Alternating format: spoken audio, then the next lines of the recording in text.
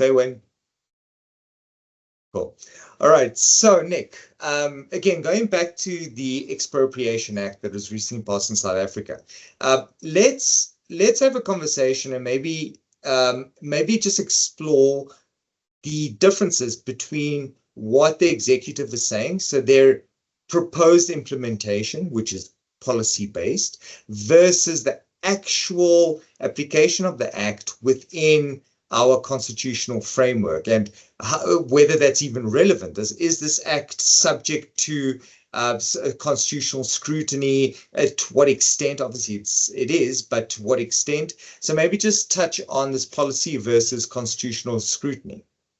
So what needs to be remembered, especially in times like this where there's a bit of a heated debate and a bit of worry, is we still live in a democratic society, and certain checks and balances have been put in place so that we can guard against infringements to our particular rights. And these are very deep institutions that are separate, and they are meant to look out for one another and keep each other in check. Okay. And so the first thing that's important to remember is that we have separation of powers in South Africa. Okay, now separation of powers is simply we have three different spheres of government: legislature, executive, and our judiciary. Okay, and they do different things.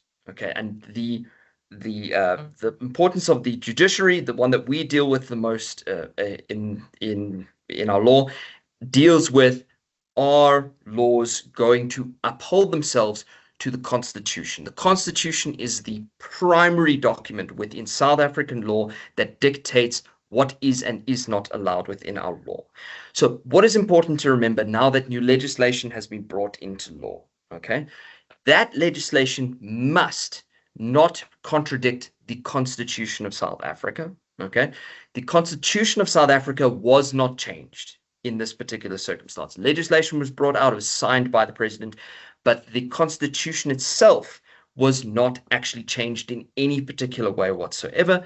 In order to do that, it's a completely different thing, and requires at least a 2/3 majority of people to change the content of the Constitution, which hasn't happened in the circumstances.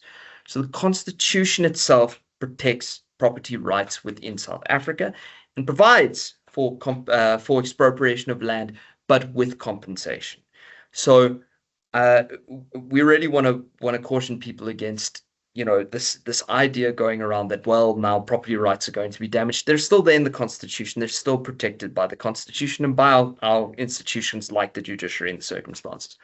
What will be interesting going forward, now that this legislation has been signed into law, is trying to weigh up the Constitution, which provides for expropriation, it's in there, but with compensation, and this new act where there is a provision for expropriation, but in circumstances where nil compensation may be paid. So on a face value, as I read it, there does need to be some weighing up of these two things to see how does this legislation actually play in the context of the Constitution, and does it actually have constitutional muster. I'm not going to comment on whether it does or does not. There are 12 very intelligent people that are going to figure that out for us, far more intelligent than me.